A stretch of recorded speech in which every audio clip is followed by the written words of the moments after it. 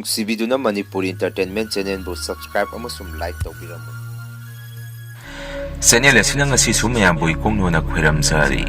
ꯃꯍꯧꯁꯥꯒꯨꯝ ꯉꯁꯤꯁꯨ ꯑꯩꯒꯤ ꯅꯨꯡꯁꯤꯖꯔꯕ ꯁꯕꯁꯀ꯭ꯔꯥꯏꯕꯔꯁꯤꯡꯅ ꯊꯥꯕꯤꯔꯛꯄ ꯃꯅꯤꯄꯨꯔꯤ ꯍꯣꯔꯔ ꯁ꯭ꯇꯣꯔꯤ ꯑꯅꯧꯕ ꯑꯃꯃꯨꯛ ꯃꯌꯥꯝꯒꯤꯗꯃꯛꯇ ꯄꯨꯗꯨꯅ ꯂꯥꯛꯆꯔꯤ꯫ ꯋꯥꯔꯤ ꯑꯁꯤꯕꯨ ꯂꯥꯟꯊꯣꯛꯆꯔꯛꯄ ꯃꯇꯝꯗ ꯁꯣꯏꯈꯤꯂꯥꯟꯈꯤꯕ ꯌꯥꯎꯔꯕꯁꯨ ꯃꯌꯥꯝꯗ ꯉꯥꯛꯄꯤꯅꯕ ꯍꯥꯏꯖꯔꯤ꯫ ꯐꯔꯦ ꯑꯗꯨꯗꯤ ꯃꯌꯥꯝ ꯋꯥꯔꯤꯁꯤ ꯍꯧꯅꯕ ꯇꯧꯖꯔꯒꯦ꯫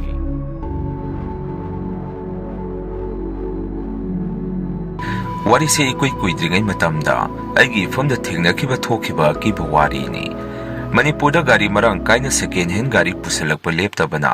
ꯍꯣꯡꯅ ꯒꯥꯔꯤ ꯑꯆꯧꯕꯒꯤ ꯃꯃꯜꯁꯤ ꯐꯪꯅꯔꯛꯄꯗꯒꯤ ꯃꯅꯤꯄꯨꯔ ꯂꯝꯕꯦꯟ ꯊꯣꯡꯒ ꯆꯥꯟꯅꯗꯅ ꯒꯥꯔꯤꯒꯤ ꯃꯁꯤꯡꯅ ꯌꯥꯝꯈꯠꯂꯛꯄꯅ ꯅꯣꯡꯃꯒꯤ ꯒꯥꯔꯤ ꯑꯦꯛꯁꯤꯗꯦꯟ ꯊꯣꯛꯄꯒꯤ ꯆꯥꯡꯁꯤ ꯑꯁꯨꯝ ꯋꯥꯡꯈꯠꯅꯔꯛꯏ꯫ ꯂꯥꯛꯄꯤꯕ ꯒꯥꯔꯤ ꯃꯆꯥ ꯑꯃ ꯊꯧꯒꯗꯕꯒꯤ ꯁꯔꯨꯛ ꯂꯥꯛꯇꯕ ꯒꯥꯔꯤ ꯑꯆꯧꯕ ꯑꯃ ꯊꯧꯍꯧꯕꯅ ꯐꯩ ꯈꯟꯅꯔꯛꯑꯕ ꯃꯇꯝ ꯑꯃ ꯑꯣꯏꯔꯛꯄꯅ ꯆꯍꯤ ꯁꯨꯗ꯭ꯔꯤꯕ ꯑꯉꯥꯡ ꯏꯟꯈꯠꯂꯛꯄꯁꯤꯡꯁꯨ ꯒꯥꯔꯤ ꯑꯆꯧꯕꯗ ꯍꯦꯛ ꯃꯇꯥꯅꯩ꯫ ꯑꯁꯨꯝ ꯇꯧꯗꯅ ꯑꯩꯈꯣꯏꯗꯤ ꯁꯣꯔꯣꯛ ꯃꯄꯥꯟ ꯂꯝꯖꯥꯎ ꯃꯆꯤꯟꯗꯒ ꯐꯥꯔꯃꯥꯁꯤ ꯗꯨꯀꯥꯟ ꯑꯃ ꯐꯝꯖꯤꯜꯂꯨꯏ꯫ ꯉꯥꯏꯍꯥꯛ ꯂꯩꯇ ꯒꯥꯔꯤ ꯑꯦꯛꯁꯤꯗꯦꯟ ꯊꯣꯛꯄꯁꯤ ꯊꯦꯡꯅꯔꯝꯃꯤ꯫ ꯃꯗꯨꯗꯁꯨ ꯒ꯭ꯌꯥꯟ ꯇꯥꯕ ꯃꯁꯦꯜ ꯑꯃꯠꯇ ꯑꯣꯏꯔꯝꯗꯦ꯫ ꯒꯥꯔꯤ ꯊꯦꯡꯒꯥꯏ ꯌꯦꯛꯈꯥꯏꯅꯔꯤꯗꯨ ꯆꯍꯤ ꯁꯨꯗꯅ ꯒꯥꯔꯤ ꯀꯟꯅ ꯊꯧꯔꯛꯄ ꯑꯉꯥꯡ ꯑꯃꯗꯤ ꯌꯨ ꯆꯥꯛ ꯅꯤꯁꯥ ꯄꯁꯥ ꯆꯥꯁꯤꯜꯂꯒ ꯊꯧꯔꯛꯄ ꯃꯁꯤꯒꯨꯝꯕ ꯃꯤꯑꯣꯏꯁꯤꯡꯅ ꯑꯅꯝꯕ ꯉꯥꯛꯇ ꯑꯣꯏꯔꯝꯃꯤ꯫ ꯃꯁꯤꯗ ꯈ꯭ꯋꯥꯏꯗꯒꯤ ꯊꯃꯣꯏ ꯁꯣꯛꯂꯤꯕꯗꯤ ꯏꯆꯝ ꯆꯝꯅ ꯅꯤꯌꯣꯝ ꯆꯨꯝꯅ ꯒꯥꯔꯤ ꯊꯧꯖꯔꯛꯄ ꯀꯅꯥꯗ ꯅꯤꯁꯥ ꯆꯥꯁꯟꯕ ꯒꯥꯔꯤ ꯊꯧꯕ ꯍꯩꯇꯕ ꯀꯌꯥꯅ ꯃꯣꯏꯒꯤ ꯑꯁꯣꯏꯕ ꯑꯔꯥꯟꯕ ꯀꯌꯥꯗꯒꯤ ꯅꯤꯌꯣꯝ ꯆꯨꯝꯅ ꯊꯧꯖꯔꯛꯄ ꯀꯅꯥꯒꯤ ꯊꯋꯥꯏ ꯄꯨꯟꯁꯤ ꯏꯂꯥꯏ ꯂꯥꯏꯅ ꯂꯧꯕꯤꯈꯤꯕꯁꯤꯅꯤ꯫ ꯑꯗꯨꯝ ꯇꯣꯏꯅ ꯑꯩꯒꯤ ꯗꯨꯀꯥꯟ ꯃꯃꯥꯡꯁꯤꯗ ꯑꯦꯛꯁꯤꯗꯦꯟꯁꯤ ꯑꯗꯨꯝ ꯊꯣꯛꯑꯦ ꯍꯥꯏꯕ ꯇꯥꯏ꯫ ꯃꯁꯤ ꯑꯇꯩꯒꯤꯁꯨ ꯅꯠꯇꯦ, ꯑꯩꯒꯤ ꯗꯨꯀꯥꯟꯁꯤꯒꯤ ꯍꯦꯛ ꯃꯃꯥꯡꯗ ꯑꯣꯏꯜ ꯄꯝ ꯑꯃ ꯂꯩ꯫ ꯃꯗꯨꯒꯤ ꯑꯣꯏꯜ ꯄꯝ ꯑꯗꯨꯗ ꯊꯥꯎ ꯍꯥꯟꯕ ꯊꯧꯖꯤꯜꯂꯛꯄ ꯑꯃꯗꯤ ꯊꯧꯗꯣꯛꯈꯤꯕ ꯃꯁꯤꯗꯁꯨꯅꯤ ꯀꯥ ꯍꯦꯟꯅ ꯃꯐꯝ ꯑꯁꯥꯏꯗ ꯑꯦꯛꯁꯤꯗꯦꯟ ꯊꯣꯛꯏꯕꯁꯤ꯫ ꯅꯨꯃꯤꯠꯇꯨꯗꯤ ꯑꯗꯨꯝꯅ ꯇꯧꯅꯤ ꯈꯪꯗꯕꯅꯤꯅ ꯑꯩꯁꯨ ꯃꯍꯧꯁꯥꯒꯨꯝ ꯐꯥꯔꯃꯥꯁꯤ ꯃꯅꯨꯡꯗ ꯍꯤꯗꯥꯛ ꯅꯨꯡꯗꯥꯛ ꯌꯣꯟꯗꯨꯅ ꯂꯩꯔꯤ꯫ ꯀꯨꯏꯅ ꯎꯅꯔꯨꯗ꯭ꯔꯕ ꯁꯤꯐꯥꯏ ꯑꯣꯏꯕ ꯏꯃꯥꯟꯅꯕ ꯑꯃꯁꯨ ꯍꯦꯛ ꯈꯪꯍꯧꯗꯅ ꯆꯪꯁꯜꯂꯛꯏ꯫ ꯑꯩꯁꯨ ꯃꯥ ꯎꯕꯗ ꯅꯨꯡꯖꯦꯡ ꯍꯧ ꯀꯨꯏꯔꯦꯗ ꯏꯇꯥꯎ ꯅꯪꯕꯨ ꯂꯨꯍꯣꯡꯈ꯭ꯔꯦꯁꯨ ꯄꯥꯎ ꯇꯥꯏ꯫ ꯕꯥꯇꯣꯟ ꯅꯨꯡꯗꯣꯡꯒ ꯑꯃꯠꯇ ꯇꯧꯔꯛꯀꯅꯤ ꯈꯪꯗ꯭ꯔꯕꯅꯦ ꯅꯪꯁꯨ꯫ ꯏꯃꯥꯟꯅꯕꯗꯨꯅ ꯑꯃꯨꯛ ꯀꯔꯥꯏꯗꯒꯤ ꯕꯕꯥ ꯏꯃꯥ ꯃꯊꯪ ꯅꯥꯁꯜꯂꯛꯇꯅ ꯍꯥꯊꯨ ꯑꯗꯨꯝ ꯍꯣꯡꯈ꯭ꯔꯦ꯫ ꯀꯅꯥ ꯆꯤꯊ ꯅꯥꯟꯗꯍꯧꯔꯤꯒ ꯈꯪꯕ ꯅꯠꯇꯦ꯫ ꯑꯗꯣ ꯅꯪ ꯁꯤꯗ ꯑꯉꯥꯡꯒꯤ ꯁꯪꯒꯣꯝ ꯂꯦꯛꯇꯣꯖꯦꯟ ꯄ꯭ꯔꯣ 2ꯗꯣ ꯃꯗꯨ ꯌꯥꯎꯕ꯭ꯔꯣ? ꯑꯩꯒꯤ ꯑꯉꯥꯡꯁꯦ ꯊꯥ 3 ꯁꯨꯔꯦ꯫ ꯊꯥ 3ꯇꯒꯤꯗꯤ ꯄ꯭ꯔꯣ 2ꯗꯣ ꯄꯤꯊꯛꯎ ꯍꯥꯏꯗꯥꯏꯅꯦ ꯍꯪꯉꯛꯏ꯫ ꯑꯩꯅꯁꯨ ꯑꯃꯨꯛ ꯌꯥꯎꯏ ꯌꯥꯔꯦ, ꯊꯥ 3 ꯁꯨꯔꯒꯗꯤ ꯄꯤꯊꯛꯄ ꯑꯗꯨꯝ꯫ ꯑꯗꯣ ꯐꯝꯈꯣꯁꯦ ꯑꯩꯁꯨ ꯃꯄꯥꯟꯗ ꯊꯣꯔꯛꯀꯦ꯫ ꯑꯗꯣ ꯁꯪꯒꯣꯝꯁꯤꯕꯨ ꯑꯉꯥꯡ ꯀꯌꯥ ꯁꯨꯕꯒꯤꯅꯣ? ꯏꯃꯥꯟꯅꯕꯗꯨꯅ ꯑꯃꯨꯛ ꯑꯁ ꯀꯔꯥꯏꯗꯒꯤ ꯁꯤ ꯑꯃꯇ ꯉꯥꯏꯔꯤꯗ꯫ ꯑꯉꯥꯡ ꯑꯃꯈꯛꯇ ꯁꯨꯗ ꯉꯥꯏꯔꯤ꯫ ꯅꯨꯄꯤꯅꯤ ꯁꯦꯟ ꯌꯥꯝꯅ ꯆꯪꯉꯤ ꯑꯉꯥꯡ ꯌꯣꯛꯄꯁꯤ꯫ ꯃꯃꯥꯁꯨ ꯁꯪꯒꯣꯝ ꯊꯣꯛꯇꯗꯅ ꯃꯁꯤꯅꯗ ꯁꯝꯕꯗ ꯏꯇꯥꯎꯋꯩꯗꯤ ꯃꯧ ꯍꯨꯔꯦ꯫ ꯑꯩꯅ ꯑꯃꯨꯛ ꯑꯗꯨꯗꯤ ꯍꯧꯖꯤꯛꯀꯥꯟ ꯑꯗꯨꯃꯥꯏꯅ ꯂꯣꯏꯅ ꯇꯧꯅꯔꯕꯅꯤ꯫ ꯅꯨꯄꯤ ꯊꯤꯗꯅ ꯅꯆꯥ ꯑꯃ ꯐꯪꯍꯧꯔꯤꯗꯨ ꯃꯗꯨ ꯐꯔꯕꯅꯤ꯫ ꯑꯩꯈꯣꯏꯗꯤ ꯏꯆꯥ ꯆꯥꯎꯔꯦ, ꯉꯟꯅ ꯌꯨꯝ ꯄꯥꯜꯍꯧꯕꯒꯤ ꯀꯥꯟꯅꯕ ꯍꯥꯏꯗꯅ ꯂꯦꯡꯉꯥꯎ ꯊꯤꯉꯥꯎ ꯊꯤꯍꯧꯗꯅ ꯍꯧꯖꯤꯛꯀꯥꯟꯒꯤ ꯁꯦꯟ ꯆꯪꯉꯤꯕ ꯁꯨꯃꯥꯏꯅꯗꯤ ꯆꯪꯍꯧꯗ꯭ꯔꯦ꯫ ꯑꯗꯨꯝꯅ ꯋꯥꯔꯤ ꯋꯥꯇꯥꯏ ꯇꯧꯔꯤꯉꯩ ꯈꯪꯍꯧꯗꯦ ꯒꯥꯔꯤ ꯀꯥꯔ ꯌꯥꯝꯅ ꯍꯟꯕꯁꯨ ꯅꯠꯇꯦ꯫ ꯀꯥꯔ ꯑꯗꯨꯅ ꯃꯤ ꯂꯩꯁꯥꯕꯤ ꯃꯆꯥ ꯑꯃ ꯑꯣꯏꯜ ꯄꯝ ꯑꯗꯨꯗ ꯊꯥꯎ ꯍꯟꯖꯒꯦ ꯍꯥꯏꯗꯅ ꯀ꯭ꯔꯣꯁꯤꯡ ꯂꯥꯟꯊꯣꯛꯆꯔꯛꯄꯗꯨ ꯃꯗꯨ ꯊꯣꯝꯗꯠꯄꯤꯔꯝꯃꯤ꯫ ꯌꯥꯝꯅ ꯅꯛꯑꯕꯅꯤ ꯑꯩꯒꯤ ꯗꯨꯀꯥꯟ ꯑꯗꯨꯒ ꯀꯥꯔꯗꯨꯒꯤ ꯃꯆꯦꯠꯂ ꯒꯥꯔꯤ ꯃꯆꯥꯗꯨꯒꯤ ꯃꯆꯦꯠ ꯃꯀꯥꯏꯔ ꯈꯪꯗꯦ ꯑꯩꯒꯤ ꯗꯨꯀꯥꯟ ꯐꯥꯔꯃꯥꯁꯤꯒꯤ ꯒ꯭ꯂꯥꯁ ꯃꯤꯡꯁꯦꯜ ꯑꯗꯨꯗ ꯃꯆꯦꯠꯇꯨꯅ ꯄꯥꯏꯔꯛꯑꯒ ꯌꯩꯕꯗ ꯃꯤꯡꯁꯦꯜ ꯑꯗꯨ ꯄꯨꯀꯥꯏ ꯀꯥꯏꯔꯝꯃꯤ꯫ ꯃꯗꯨꯗ ꯉꯁꯥꯏꯗꯒꯤ ꯋꯥꯔꯤ ꯋꯥꯇꯥꯏ ꯇꯧꯔꯝꯕ ꯏꯕꯥꯅꯤꯁꯤ ꯄꯥꯈꯠꯃꯟꯗꯅ ꯄꯥꯛꯊꯔꯒ ꯉꯥꯏꯍꯥꯛ ꯃꯤꯠꯀ ꯃꯨꯟꯅ ꯌꯦꯡꯅꯗꯨꯅ ꯂꯩ꯫ ꯉꯥꯏꯍꯥꯛꯀꯤ ꯃꯇꯨꯡ ꯑꯩꯁꯨ ꯇꯞꯅ ꯍꯧꯒꯠꯂꯛꯇꯨꯅ ꯏꯇꯥꯎ ꯀꯔꯤꯃꯠꯇ ꯇꯧꯗꯕ꯭ꯔꯥ? ꯑꯁ ꯑꯩꯗꯤ ꯒꯥꯔꯤ ꯃꯆꯦꯠꯅꯔ ꯈꯪꯗꯦꯅꯦ, ꯃꯤꯠ ꯃꯄꯥꯁꯦ ꯈꯦꯠꯈꯤꯗꯅ ꯅꯥꯔꯦ꯫ ꯏꯃꯥꯟꯅꯕꯗꯨꯅ ꯑꯃꯨꯛ ꯍꯣꯏꯅꯦ, ꯑꯁ ꯁꯤꯔꯝꯅꯤꯗ ꯅꯪꯒꯤ ꯗꯨꯀꯥꯟꯗꯒꯤ ꯕꯦꯟꯗꯦꯖꯂ ꯀꯩꯅꯣꯝꯃ ꯂꯧꯊꯣꯛꯑꯒ ꯅꯞꯁꯜꯂꯨ, ꯅꯪꯒꯤ ꯄꯤꯁꯨꯝ ꯃꯄꯥꯗ ꯏ ꯈꯔ ꯊꯣꯛꯑꯦ ꯍꯥꯏꯔꯛꯏ꯫ ꯑꯩꯅꯁꯨ ꯑꯃꯨꯛ ꯑꯁ ꯌꯥꯔꯦꯁꯦ ꯑꯩ ꯀꯣꯟꯅ ꯇꯧꯖꯔꯒꯦ, ꯍꯧꯖꯤꯛꯀꯤꯗꯨꯕꯨ ꯀꯝꯗꯧꯔꯤꯕꯖꯥꯠꯅꯣ, ꯃꯤꯗꯤ ꯀꯃꯥꯏꯅ ꯇꯧꯔꯤꯖꯥꯠꯅꯣ ꯍꯥꯏꯗꯅ ꯑꯣꯟꯊꯣꯔꯛꯄ ꯃꯇꯝꯗꯗꯤ ꯂꯝꯕꯦꯟ ꯃꯌꯥꯏꯗꯨꯃ ꯄꯨꯡꯆꯥꯏ ꯏ ꯅꯥꯏ ꯉꯥꯛꯇ꯫ ꯒꯥꯔꯤ ꯑꯆꯧꯕ ꯊꯧꯔꯛꯄ ꯃꯥꯗꯤ ꯃꯇꯥꯏ ꯑꯃꯗ ꯒꯥꯔꯤꯗꯨ ꯌꯨꯡꯁꯤꯜꯂꯒ ꯂꯩ꯫ ꯅꯨꯄꯤ ꯃꯆꯥꯗꯨꯗꯤ ꯎꯄꯥꯏ ꯂꯩꯈꯤꯗꯦ, ꯃꯁꯥꯗꯣ ꯑꯗꯨꯝ ꯃꯆꯦꯠ ꯇꯥꯔꯦ꯫ ꯆꯪꯁꯜꯂꯦ ꯑꯩꯈꯣꯏꯁꯨ ꯇꯧꯕ ꯌꯥꯕ ꯀꯩꯅꯣ ꯈꯔ ꯇꯧꯔꯦ꯫ ꯄꯨꯂꯤꯁ ꯂꯥꯛꯑꯒ ꯑꯁꯤꯕ ꯃꯤꯗꯨꯁꯨ ꯑꯁꯣꯛꯄ ꯃꯤꯗꯨꯁꯨ ꯂꯣꯏꯅ ꯄꯨꯔꯒ ꯆꯠꯈ꯭ꯔꯦ꯫ ꯏꯃꯥꯟꯅꯕ ꯑꯗꯨꯅꯁꯨ ꯚꯥꯏ ꯑꯩ ꯍꯟꯗꯛꯁꯦ ꯗꯁꯥ ꯌꯥꯝꯅ ꯄꯥꯡꯗꯦ ꯍꯥꯏ, ꯑꯩꯒꯤ ꯁꯪꯒꯣꯝꯗꯣ ꯄꯤꯔꯛꯑꯣ ꯑꯩ ꯆꯠꯂꯒꯦ, ꯑꯁꯥꯏꯗ ꯀꯨꯏꯅ ꯂꯩꯕꯗ ꯑꯩ ꯀꯔꯤꯅꯣꯃ ꯇꯧꯔꯦ ꯍꯥꯏꯔꯛꯏ꯫ ꯃꯗꯨꯗ ꯑꯩꯅꯁꯨ ꯁꯦ ꯆꯠꯍꯧꯔꯣ, ꯑꯁ ꯂꯣꯏꯔꯦꯗꯅ ꯑꯩꯒꯤ ꯗꯨꯀꯥꯟꯁꯤꯗꯤ꯫ ꯑꯁꯨꯝꯅ ꯑꯩꯁꯦ ꯗꯨꯀꯥꯟ ꯃꯅꯨꯡꯗ ꯇꯦꯛꯄ ꯀꯥꯏꯕ ꯇꯧꯔꯤꯕꯁꯤꯡꯗꯣ ꯂꯣꯏꯁꯟ ꯇꯥꯁꯜꯂꯛꯑꯝꯃꯤ꯫ ꯑꯩꯅ ꯂꯣꯏꯁꯟ ꯇꯥꯁꯜꯂꯛꯄ ꯃꯔꯛꯇ ꯈ꯭ꯋꯥꯏꯗꯒꯤ ꯀꯤꯔꯤꯗꯤ ꯒꯥꯔꯤ ꯃꯆꯥꯗꯨꯒꯤ side glass mingsiendo aigi dukan manungdagi thengnarami aduga amana anop mache tangkhai amaga thengnarami madu oiraga leirami aigi dukan sida paisali ibadu aisu mache makai sing adu phajana cheranga muba amada hapjalaga mapanda thangtoktuna thammi dukan adu so pungsai chairabadina aise loisanaba honabada pungsu khara thengi madуда aigi nupina halaktribo haidana isau tawrokpaduda aisu sauningdana phone thamo nangna marol ama somda kari thoi kari tawri khangba nate phone thamo haidana saungna aisu phone adu kapthalami adu aigi dukan adu thongno selaga yumda aise thawai nungaitana halaami imong manungda soina wari du tammi adum numito aise chaka mata saba yade adum tumme aise nongalaga ayunga ta hogalaga dukan gi atoyarak sing adu amuk phajana loisan taselaga dukan thong adu hangami numite du mi su thenga pho pit changnarakpaduda aisu kitang theng phok thong adu hangami hanagi matamde se mayamdagi khara thengna pung 10 phau adum thong hangbani akhoi gi pharmacy ni na khara theng phau adum dukan thong se hangi ai tumda sungai re dukan thong londuri si aduna ise pung 10 makhai kitang helakpa daida dukan du kai no sum manung da thong lo lagi haidana yengduna leiringai mi ma pot leiba lakhi badawna aina nakal ama da onthokuna kai no tawringai sahum ama isada phangai ai su phalai thui mi hidak leiba lai boi ningdana adubo angakpani kana su leiramde mapanda soising hagngak leithoga nakyen mangtung haipet yengi kana legi haidana adugo lambenda gari su dum salibana aduna ka hena kiba haibadudi oite ai su kanamta leiramdaba duda muk aise paksi dagi sen khara lakthoke tawringai amuk su dukan mamangda mi ma lepaga leibadongna kaigumba mi sada hekta phaurei phadek nong khalaga yengui mi di kanamta leiramdabani tawrisi kone de so sumna khanba haurami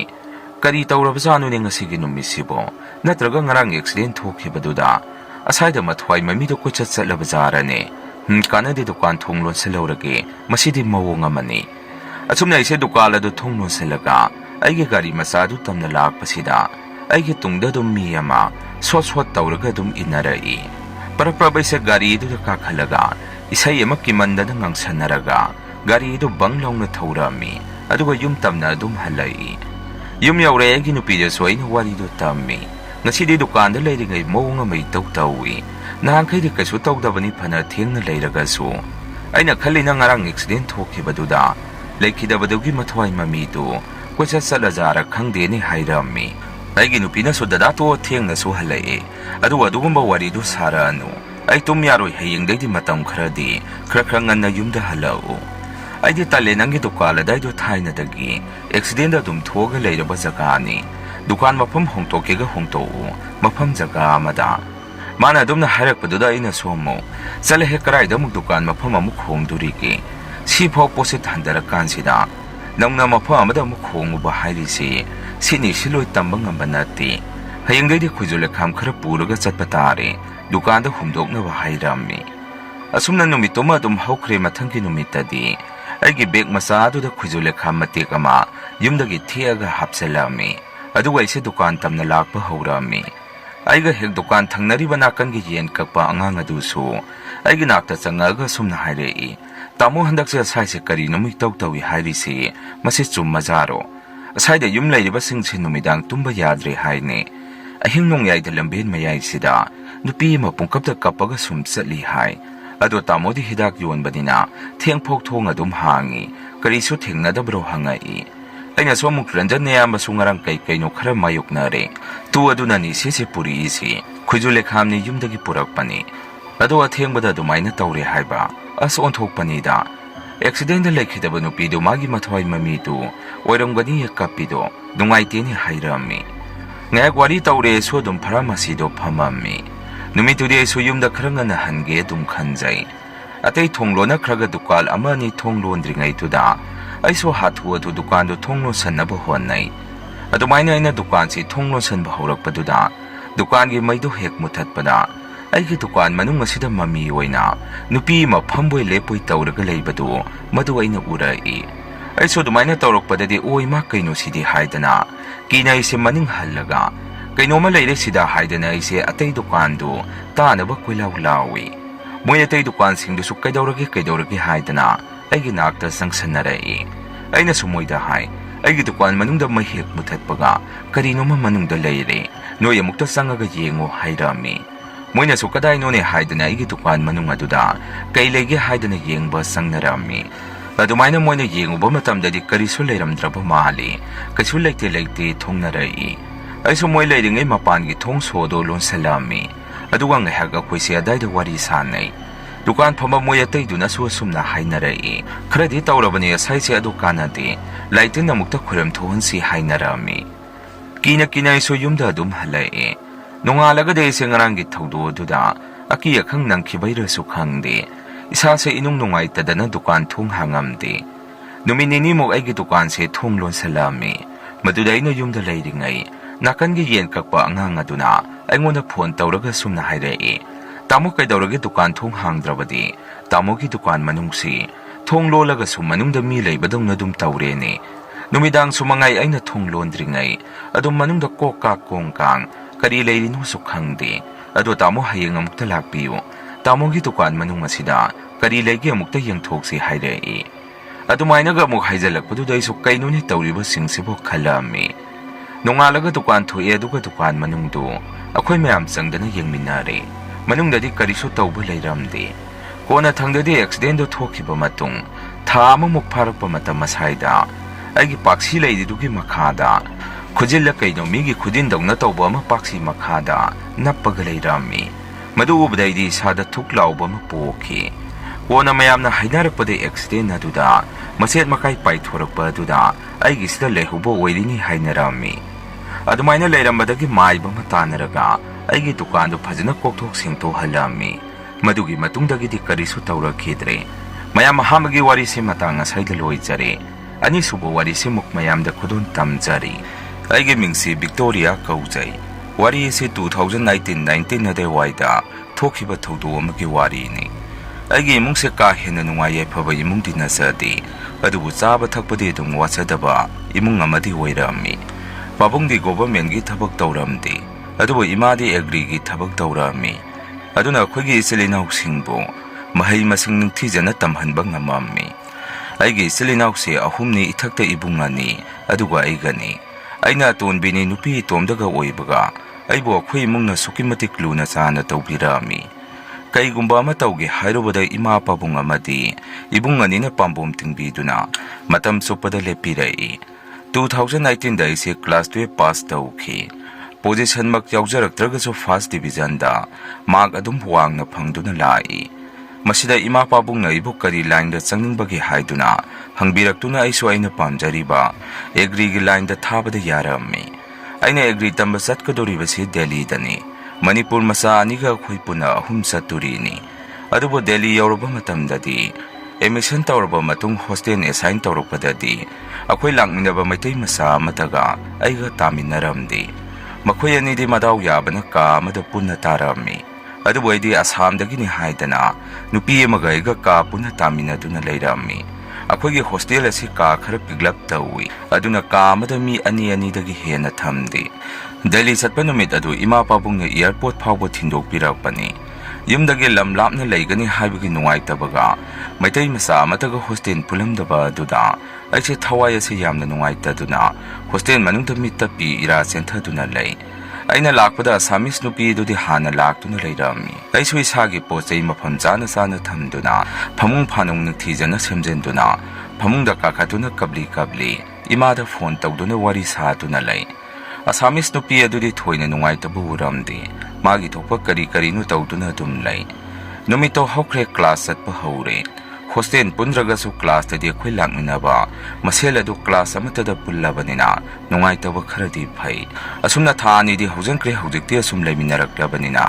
ꯑꯁꯥꯃꯤꯁ ꯅꯨꯄꯤ ꯑꯗꯨꯁꯨ ꯑꯩꯒ ꯇꯨꯔꯛ ꯈꯣꯟꯗꯥꯅꯅ ꯇꯤꯟꯅꯔꯦ ꯃꯥꯒꯤ ꯃꯃꯤꯡꯅ ꯎꯁꯥ ꯀꯧꯏ ꯃꯥꯒ ꯑꯩꯒ ꯄꯥꯎ ꯐꯥꯎꯅꯕꯁꯤ ꯏꯪꯂꯤꯁꯇ ꯐꯥꯎꯅꯕꯅꯤ ꯌꯥꯝꯅ ꯐꯩ ꯅꯨꯄꯤ ꯑꯗꯨ ꯏꯇꯞ ꯍꯦꯛ ꯇꯞꯆꯩ ꯃꯤ ꯑꯃꯗ ꯋꯥ ꯀꯟꯅ ꯉꯥꯡꯕ ꯉꯝꯒꯗꯕ ꯃꯤ ꯅꯠꯇꯦ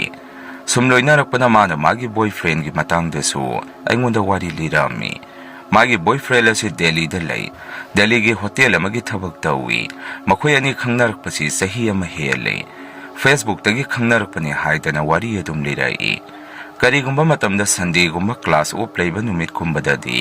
ꯃꯥꯒꯤ ꯅꯨꯄꯥꯒ ꯎꯅꯔꯨꯒꯅꯤ ꯍꯥꯏꯗꯨꯅ ꯆꯠꯈꯤꯕꯁꯨ ꯌꯥꯎꯏ꯫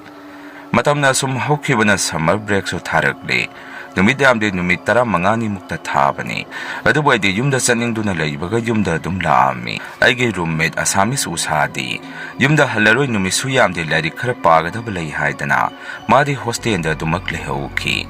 ꯑꯩꯅꯁꯨ ꯂꯥꯏꯔꯤꯛ ꯄꯥꯕꯗ ꯉꯥꯎꯖꯅꯤꯀꯣ ꯅꯪ ꯍꯥꯏꯗꯅ ꯂꯛꯅꯩ꯫ ꯑꯗꯨꯒ ꯃꯈꯥ ꯇꯥꯅ ꯑꯃꯨꯛ ꯌꯨꯝꯗꯒꯤ ꯍꯜꯂꯛꯄꯗ ꯃꯅꯤꯄꯨꯔꯗꯒꯤ ꯑꯍꯥꯎ-ꯑꯍꯥꯎꯕ ꯄꯨꯔꯛꯀꯦ ꯍꯥꯏꯗꯨꯅ ꯑꯩꯁꯦ ꯌꯨꯝꯗ ꯑꯗꯨꯝ ꯀꯨꯝꯃꯛꯏ꯫ ꯁꯨꯇꯤ ꯂꯣꯏꯔꯗꯨꯅ ꯑꯩ ꯍꯣꯁꯇꯦꯜꯗ ꯑꯃꯨꯛ ꯍꯜꯂꯛꯏ꯫ ꯑꯩꯅ ꯍꯜꯂꯛꯄꯗ ꯑꯩꯒꯤ ꯔꯨꯝꯃꯦꯠ ꯑꯗꯨꯗ ꯊꯣꯡ ꯍꯥꯡꯇꯣꯛꯇꯨꯅ ꯆꯪꯉꯛꯄꯗ ꯀꯅꯥꯁꯨ ꯂꯩꯕ ꯊꯦꯡꯅꯔꯝꯗꯦ꯫ ꯋꯥꯈꯟꯗꯁꯨ ꯑꯩꯒꯤ ꯔꯨꯝꯃꯦꯠ ꯑꯗꯨ ꯃꯄꯥꯟ ꯊꯣꯛꯈꯤꯕ ꯃꯥꯜꯂꯤ꯫ ꯄꯣꯠꯆꯩ ꯂꯩꯕ ꯊꯣꯡꯒꯅꯤ ꯈꯟꯗꯨꯅ ꯄ꯭ꯂꯦꯟ ꯇꯣꯡꯉꯨꯕꯒꯤ ꯋꯥꯕꯒ ꯐꯃꯨꯡꯗ ꯐꯤꯒ ꯍꯣꯡꯗꯕ ꯃꯈꯩ ꯎꯞꯁꯤꯟꯗꯨꯅ ꯑꯩꯁꯦ ꯐꯣꯟ ꯌꯦꯡꯗꯨꯅ ꯂꯩ꯫ ꯉꯥꯏꯍꯥꯛ ꯂꯩꯔꯒ ꯔꯨꯝꯒꯤ ꯊꯣꯡ ꯑꯗꯨ ꯍꯥꯡꯇꯣꯔꯛꯇꯨꯅ ꯑꯩꯒꯤ ꯔꯨꯝꯃꯦꯠ ꯑꯗꯨꯁꯨ ꯆꯪꯉꯛꯏ꯫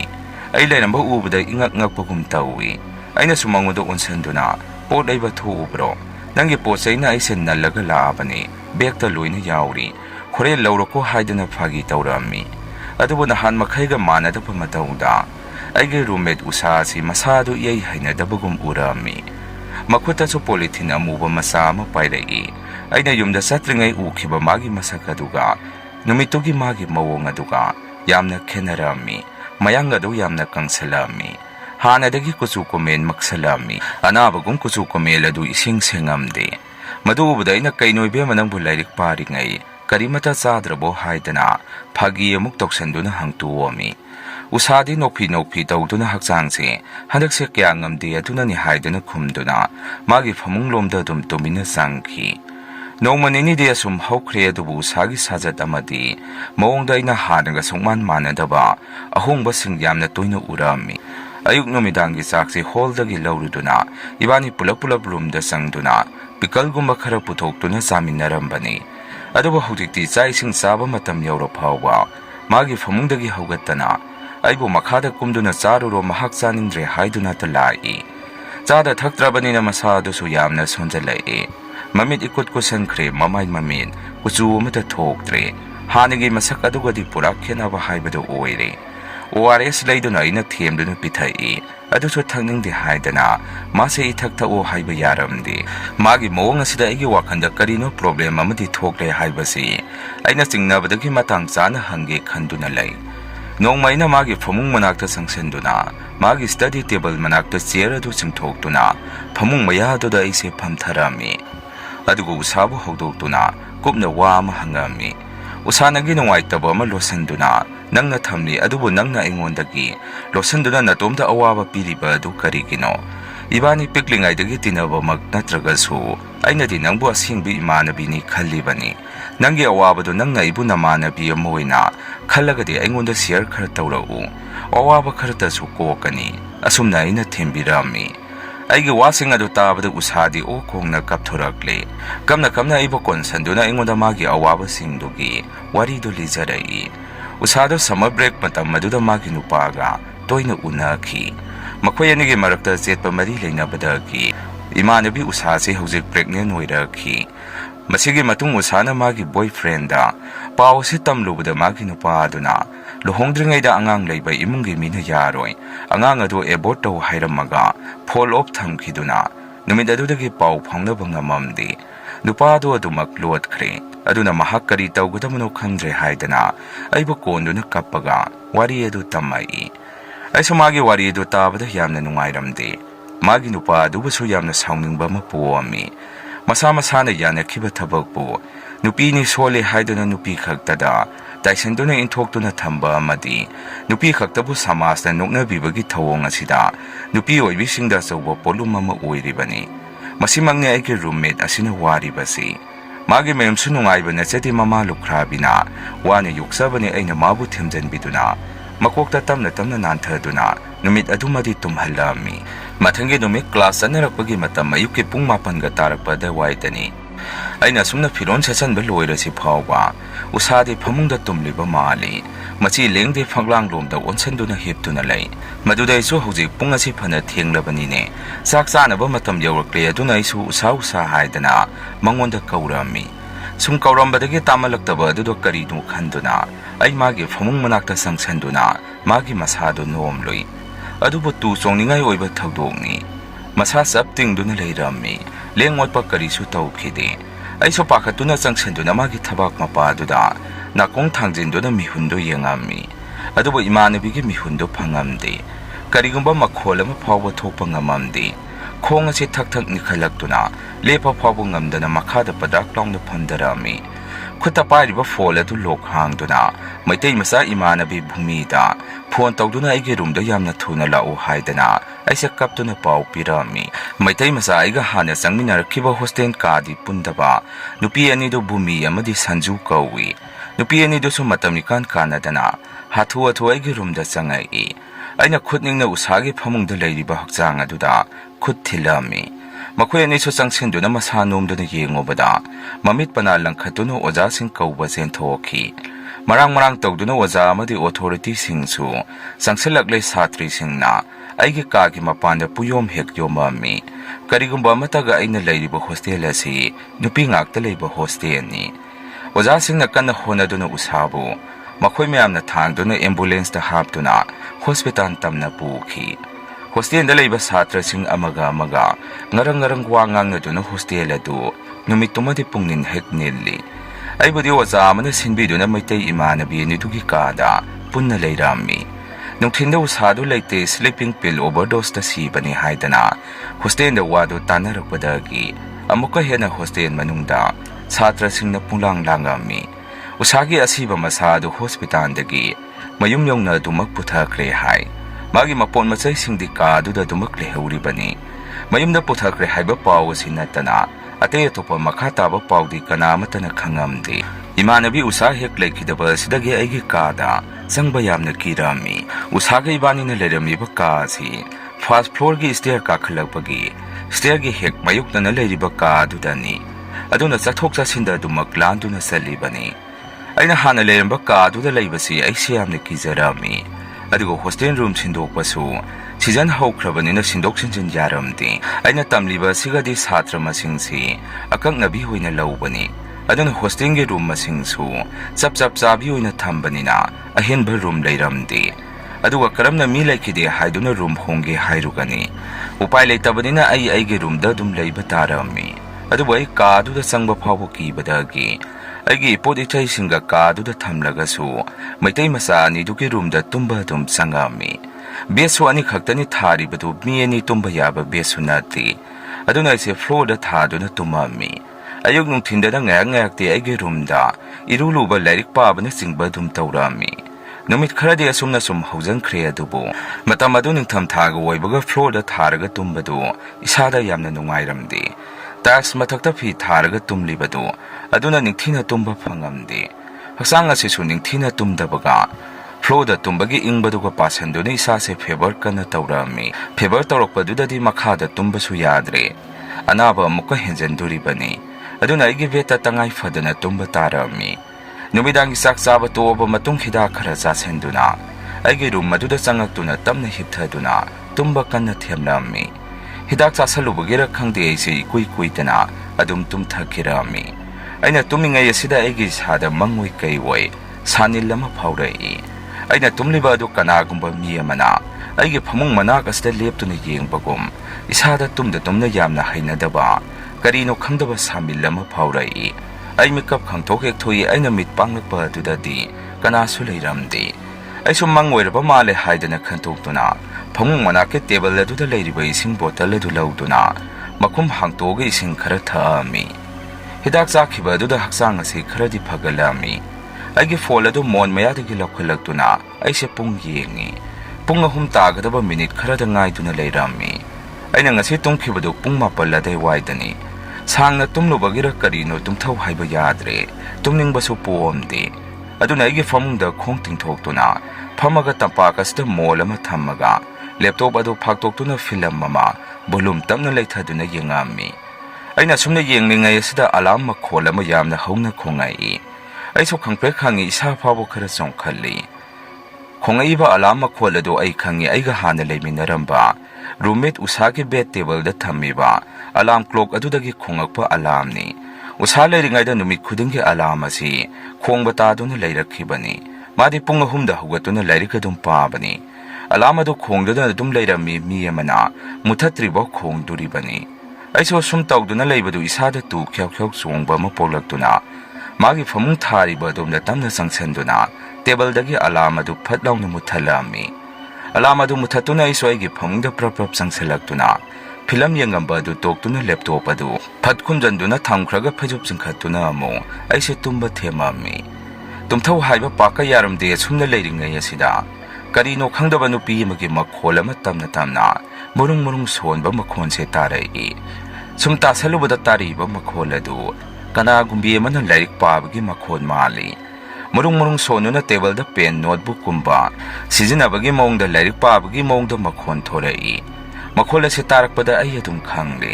usana hana tawramba adumak matawni haiba aduna ai kibana karino matawrami phajumna kokton nangna singkhattuna lei kiba amati pakhatpana humang napi kangle sor chawngna honduna ai phajup manungda yamna wana khangami taramba makholudo chapam lepkhre adubo sendal tongduna chatpagi makholama muktarami makholadu usagi bed adomdagi tarakpani usagi thawaina ka sida tamnare haibase ai chapchana khangami ahanbadi chatpagi makholadu asomna kandada tarambani adubo kona thangda makholadu aigi maikaida sum lakpagum tawrai makhol adu tamna aigi famung manakta sangselактuna famung asida chap lepagum tawi isada mi amana leptuna yengakpagum ihullama phawrami ai kiba hemalakpana mitagi pi ororo taduna kapami khongkhot pulap tasanduna aigi famung aduna konsanduna khangami minit manga mukhawkhre engonda mi amana yengbagum tawrambadu tamna haidokhibagum amuk tamna handokhi ngayak lairaga washroom adomda ising thabagi makhol ama muktarei ai sor khara hondoi phaijup manung aduda sor honba waraktana phaijup hangthoktuna makhol adu tumina taaduna lei ising makhol marakaduna kanagumbi nupi amana thamoi songna kapagum susu tawduna kapagi makhon se muktarei ai tasengna kire ahing asida kastagi senthokduna atopa kada lekhibi imanabi singadugi manakta aise chatpasu kijarami aduna yamna wana ise nungan pa ngaiduna lei nongalamdai pung mari makhai tarpa da waida taramiba makhon singadu zapam lepkhre aiso hagwatuna igi class sanaba phirona singba paikhatuna imanabi singaduga kada salami makhoibo thong thinduna hawdoi wari pumba tamduna su khangalami makhoi singadu swaigi wari singadu tabada akiba ma pongnarami asumna akiba thodok thokhiba sidagi aige roomge pochai lakthok loksin tawba natana atopa matamda aige room maduda sangamde numito su numidangi chak holdagi lauruduna magi sai sing painaduna mathakta room tamne imanabi maitei masa niduga akhoi ahumse kaminarai mi ayamba magi holda sak safam leibaduda adum chaba suyawi ka da pukhanaduna chaba suyawi asumna akhoi ahumse sak pukhalakduna karakbani imanabi aniduda mang thaduna ina tungda karami fast floor yarokpadadi aigi ka du stair dagi adum ka mapa landuna chatki hek tawrokpasida aigi ka manungdagi mi leibagi matawgumna makhon khara tarai makhol adu mi amana pochai otuna karigumba ma thibagi matawgum gorong garang tawba makhol ama tarai akhoi ahum chap leptuna amaga yengduna lei karino haidana ingisu tawnai sanjuna akhoi ahumgi maraktagi kharaki gande aduna mana yengusi haidana akhoi ahumsi aigi kaagi thongadu tamna hangduna changai ka du nungthindi mai muthatpaduda pumam hekmamduna leirami sanjuna mai thalu haidana aina thong mayada leiriba soisadu khuna namduna maidu phatlangna thali mai thangalakpaduda amuba mami ma thongnau leiriba domda phat chongthokpa paithokiboi tawkhibadu akhoi ahumna urami akhoi ahumde madu ubada lawai sathkhre prap thongadu thingjanduna akhoi hum mathakta chenkhalai numitumade asumna hoki usana leikhidaba matungdagi aigi kadudagi hendoktana first floor asi tamnaba haurai corridor da nupi ma masamana thaduktuna chatpase mi kharana uba haurami stair da nupi ma thengmada kathoka sintawduna sanabagumbagi makhol ama sutaba phangami first floor da leiba satra singna su makhon singado anamba tai adumaina sum tawba ubasida warden da hairubada su akhoi wakhana pukhanda khanjanbagi ni haidana makhoina su thausabiramde nongma igi mangsida usana engoda nangna igi sanaba ahawba purakani hairambadu piu haidana magi saktam madu akiba mate itungda queen inaduna leirami aina mikap thorakpada igi wakhanda Usana hairambadu niksingakuna aisu yamna nungaijaramdi. Tumiba ado hawgatuna chinya singdokpa oina aigi roomda changduna aina mamangda yum chatpada purakhiba asa athak kharadu lauthoami. Usa leikhidaba matung aigi pochai ayamba loina tasen loisanduna thamlabani. Khawda haptuna thamkhiba asa athak adu aidi kaw kawruri asa athak khara adu usagi phamung aduda thambiramduna ai aduma ka adudagi thorai. Nongma numit ama ahingda kanagumba mana kana laukibagi makhol ama tarai. Chatra mayam so ya langnarai makhol adu tabada akhoi so mikap thongnarakduna roomdagi thoroktuna kari tawrabano haidana yengnarami. Chatra ama wakhal tadana lekthakre tabadagi akhoi gi warden sing laktuna chatra adu ising thaduna gya laknarami. Chatra aduna gya laga mana thengnarakhiba wari ama tamai. Mase exam naksalaya haidana numidang thengna study hall da lairik paruraga tumurage haidana stair da kakhalakpa adu da fast floor asi yaurakpada stair ga mayuknariba ka adu da gi miyama kapagi makhon tarai hai ka do thong kitang hangto mi su hai makhol adu tarakpa adu da chatra da su karino haidana haipe thong adu hangtokliba mapa adum dagi ka manung adu da yengubada musungmoba masam sangna thadabi kuju taifa tarabi nupi ama thong laiba adudagi iraplapna mangonda yengduna leiramba urakhibani hai madudagi mahaksu kanna lauramduna lekthakibani haidana paudu tamai. Wari ase khangnarakpadagi mahi mana thengnarakhiba fast floor da thokiba nupi adugi matangda pau tamnarami. Punamaga si khangnarakpadagi authority na numitugi nong henganbaga laigi seba tawba baba ama purakduna kaadu singdok jamthokpiraba matung kaadu matam chupagi ona thong lonsanki aibu suru matopa amada sip tawrakhi adumaina tawkhibadagi hostel asida tawkhiba mayam du phaki aisu ingna singna nena tana aigi lairik tamba adu loisanduna aisu yumda thorakhi masine aina mapalamda lairik tamba sangubada thengnarkhiba angakpa wari masine mayam ngasigi rian horror story mathangi wari thagalakpada mayam punamuk thengnarasi ngasigidi mayamdagi kainanaba bidai lausari.